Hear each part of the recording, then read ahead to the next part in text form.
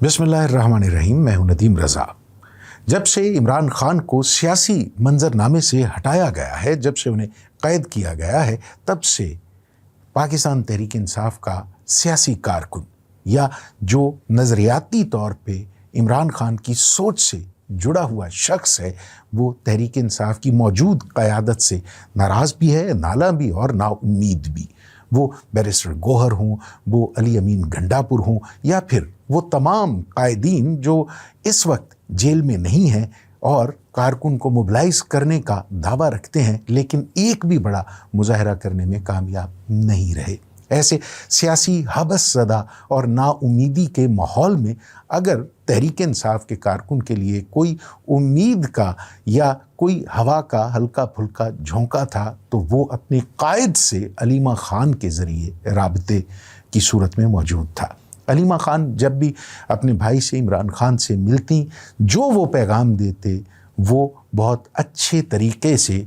आवाम के सामने, लोगों के सामने प्रेस कॉन्फ्रेंस के ज़रिए रख दिया जाता। अलीमा खान के हवाले से मीडिया को पहले ही हदायत थी कि उनको कम अज़ कम कवरेज दी जाए, लेकिन इसके बावजूद सोशल मीडिया के दौर में अलीमा खान जिस नबे तुले और सियासी मेचोरिटी से उस बयान को आगे बढ़ाती या फिर जिस पुरएतमाद तरीके से इमरान खान का मैसेज डिलीवर करती, वो बहुत से हलकों के लिए काबिल कबूल नहीं था।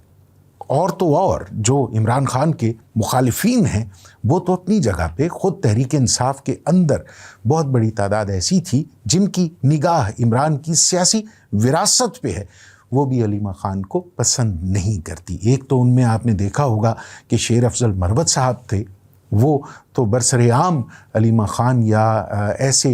किरदारों पे जो ऐसे सियासी किरदार हैं जिनका राबिता बराह रास्त इमरान खान से रहा है, उन पर तनकीद करते आए हैं, लेकिन हर वो सियासी दुकान बंद हुई है जिसने इमरान खान के साथ जुड़े हुए लोगों पर तनकीद की है। इसका मतलब ये नहीं है कि इमरान खान जिन पर एतमाद करते हैं, इमरान खान जिन पर दस्ते शफ़क़त रखते हैं, वो सारे के सारे लोग अच्छे हैं, भले हैं। अलीमा खान में भी बहुत सी खामियां होंगी, अलीमा खान को भी बहुत सी मामलात ऐसे होंगे जिन पे इमरान खान उन पे तकिया नहीं करते, भरोसा नहीं करते, एतमाद नहीं करते या फिर स्पेस नहीं देना चाहते, और अलीमा खान वो स्पेस लेती हैं। लेकिन इसके बावजूद अब तक जब से इमरान खान कैद हुए हैं, अगर किसी ने सियासी तौर पे उनका मुकदमा बेहतरीन अंदाज में लड़ा है, तो वो उनकी सोशल मीडिया ब्रिगेड के साथ साथ अलीमा खान भी हैं।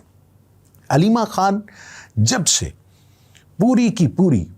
सरकार की तर्जुमान कमेटी या फिर वो सारी की सारी ब्रिगेड जो सरकार का चेहरा मोहरा है, जब से उन पे भारी पड़ना शुरू हुई हैं, तो ये फैसला कर लिया गया है कि उनकी ज़बानबंदी कर दी जाए। अब ज़बानबंदी इस तरह से तो मुमकिन नहीं है कि उन्हें प्रेस कॉन्फ्रेंस करने से रोक दिया जाए, उन्हें बात करने से रोक दिया जाए। जाहिर है कुछ ऐसे ज़राए तलाश किए जाएंगे, कुछ ऐसे रवैये इख्तियार किए जाएंगे जिनसे अलीमा खान का राबिता कम अज़ कम महदूद हो जाएगा। उन्हें प्रेस कॉन्फ्रेंस के दौरान ऐसी मुश्किलात का सामना होगा कि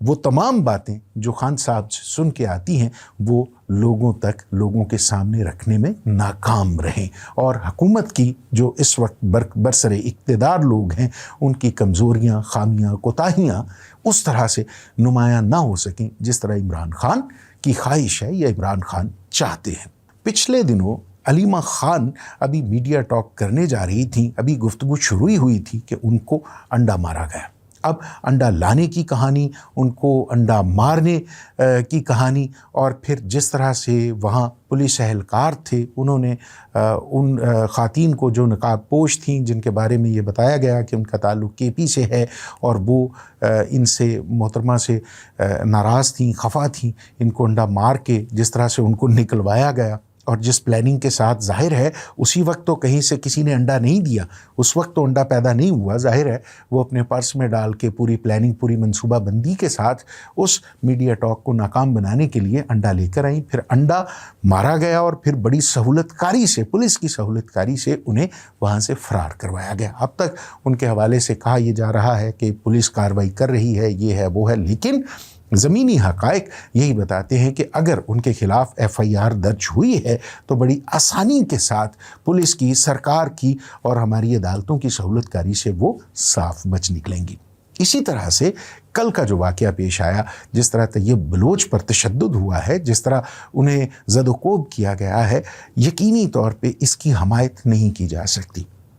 लेकिन याद रखिएगा कि कोई भी सियासी जमात हो, कोई भी सियासी क़ुव्वत हो, उसकी क़यादत अगर तहम्मुल और बर्दाश्त का मुज़ाहरा करती है तो ये ज़रूरी नहीं है कि उसके जानिसार जो कारकुन हैं वो भी उसी तहम्मुल और बर्दाश्त का मुज़ाहरा करें। नवाज़ लीग हो, पीपल्स पार्टी हो या फिर हमारी मजहबी जमातें।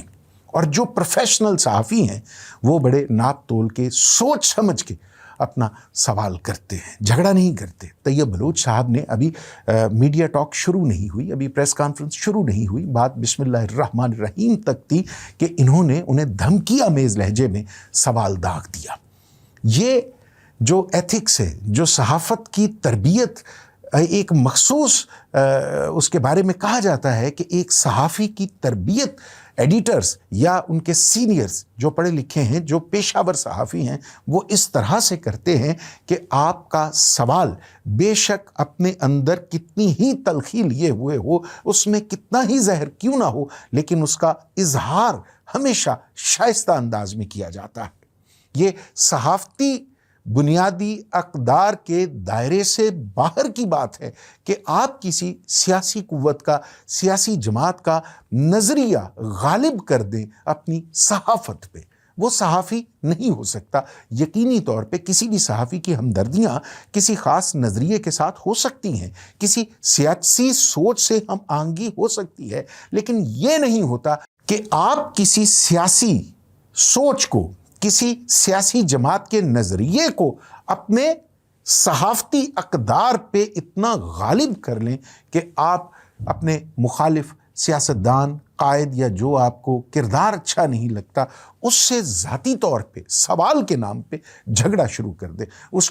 उसके साथ ऐसा लहजा इख्तियार करें जिसे इखलाकियात के दायरे में करार दिया नहीं जा सकता। इखलाकी दायरे से बाहर जाकर, क्रीज से बाहर जाकर सवालात करने शुरू कर दे, गैर इखलाकी गुफ्तगू करनी शुरू कर दे, बदतमीज़ी और बदतहज़ीबी की मिसाल बन जाए। मैं इन तैयब बलोच साहब को तो नहीं जानता, लेकिन जितनी गुफ्तगू इनकी उस रोज़ सुनी या फिर जितने इंटरव्यूज़ इनके देखे हैं, उनमें ये मौसूफ़ तरबियत याफ्ता सहाफ़ी दिखाई नहीं देते।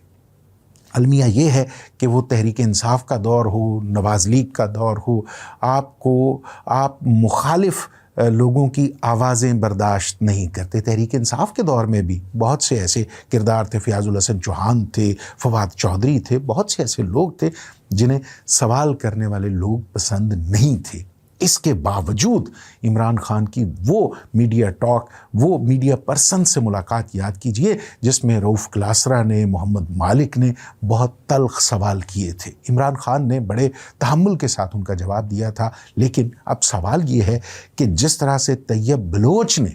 ये सवाल अलीमा खान की तरफ उछाला है, जिसमें बदतहज़ीबी ज़्यादा है, अखलाकी सहाफ़ती अक़दार दूर दूर तक नाम को भी नहीं है, क्या कोई सहाफ़ी या यूट्यूबर या सोशल मीडिया एक्टिविस्ट किसी प्रेस कॉन्फ्रेंस में ऐसा सवाल मरियम नवाज़ के सामने उछाल सकता है? क्या कोई ऐसा सवाल मियाँ मोहम्मद नवाज़ शरीफ साहब से कर सकता है? शहबाज शरीफ साहब से किया जा सकता है? ये तो बहुत दूर की बात है। अज़मा बुखारी के साथ इस लहजे में मुखातिब हुआ जा सकता है जो ये फरमाती हैं कि कोई ऐसा सवाल ना कीजिएगा कि बाद में आपको अपनी नौकरी के लाले पड़ जाएं। आप ये कह सकते हैं कि हर सियासी जमात का मिजाज अलग है, हर सियासी जमात के कारकुन का रवैया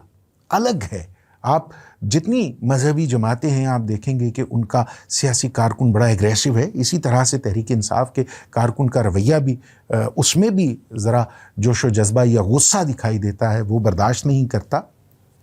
यही रवैया हमें तहरीक इंसाफ के दौर में भी दिखाई दिया, लेकिन हमारे अहले सहाफ़त को एक लाइन ड्रॉ करनी पड़ेगी। ये तय करना पड़ेगा कि सामने अलीमा खान हो, मरियम नवाज़ हो, बेनज़ीर भुट्टो की साहबजादी आसिफ़ा भुट्टो हो, बिलावल हो, कोई भी हो, सवाल اس انداز میں کیا جائے کہ اس میں صحافتی شائستگی دکھائی دے، آپ کے سوال میں آپ کا پورا ہوم ورک ہو، آپ جو سوال کسی کی جانب اچھال رہے ہیں اس میں بد تہذیبی بدتمیزی کا عنصر نہ ہو، اس میں معلومات دکھائی دیں، پھر جواب لینا آپ کا حق ہے۔ اگر آپ کسی کو برا بھلا کہیں گے، کسی پہ براہ راست الزام عائد کریں گے تو یہ صحافت نہیں ہے، اسے آپ غنڈہ گردی یا بد تہذیبی کے زمرے میں ضرور شامل کیجئے، لیکن یہ صحافتی اقدار کے دائرے میں ہرگز نہیں آتا۔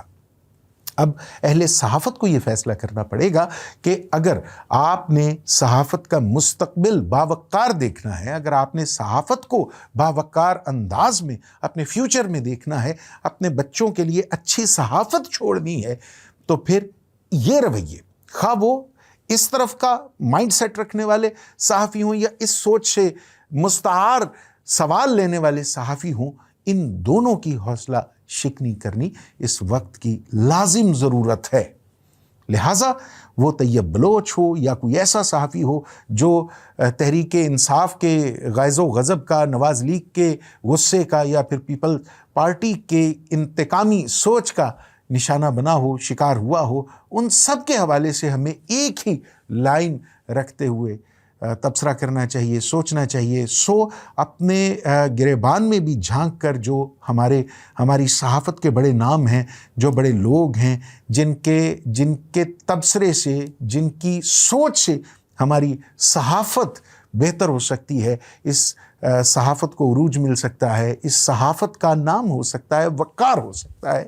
انہیں بھی کم از کم ایسے کرداروں کو ان پہ تبصرہ کرنا چاہیے، ان پہ بات کرنی چاہیے، اور یہ طے ہونا چاہیے کہ یہ صحافی کی آڑ میں، یہ صحافی کے بھیس میں کچھ اور ہے، کوئی سازشی ہے، کوئی ایسا شخص ہے جو انتشار چاہتا ہے، یہ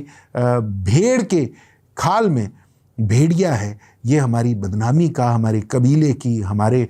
فیملی کی بدنامی کا سبب بن رہا ہے۔ یہ پروپیگنڈا کرنے والا تو ہو سکتا ہے، صحافت کے ساتھ اس کا کوئی تعلق نہیں ہے۔ اپنے گھر کا گند ہم صحافیوں کو، اور ان صحافیوں کو جن کا تعلق ایڈیٹوریل سے رہا ہے، جن کی تربیت ہوئی ہے، یہ گند صاف کرنا ان کی بنیادی ذمہ داری ہے۔ صحافی کسی سیاسی جماعت، سیاسی قوت یا کسی اور قوت کے ہاتھوں استعمال نہیں ہوتا۔ صحافی وہی بولتا ہے جو سماج کے رویے سے محسوس کرتا ہے۔ صحافی زبان ہوتا ہے، آنکھ ہوتا ہے سماج کی، معاشرے کی۔ لہٰذا ان آنکھوں پر اگر کوئی اور پٹی چڑھا دی جائے، ان آنکھوں پہ اگر کسی اور قوت کا، کسی اور طاقت کا چشمہ لگا دیا جائے، تو پھر یہ آنکھیں اپنی اصل پہچان کھو دیتی ہیں۔ لہٰذا اس دعا کے ساتھ اجازت دیجیے کہ اللہ رب العالمین سماج کے، معاشرے کے اس آئینے جس کو ہم صحافت بولتے ہیں، اس پر جو دھند، جو گرد چھائی ہوئی دکھائی دے رہی ہے، اس گرد کو صاف کر کے ہمیں اس صحافت کی نعمت اللہ رب العالمین عطا کرے جس میں ہم اپنا چہرہ دیکھ کر اس پہ لگے داغ صاف کر سکیں، اپنا چہرہ دھو سکیں، اپنی غلطیوں کوتاہیوں کی نشاندہی کر سکیں۔ تبھی ہمارا ایک مثبت یا ایک اچھا معاشرہ تشکیل پا سکتا ہے۔ اجازت دیجیے، خدا حافظ۔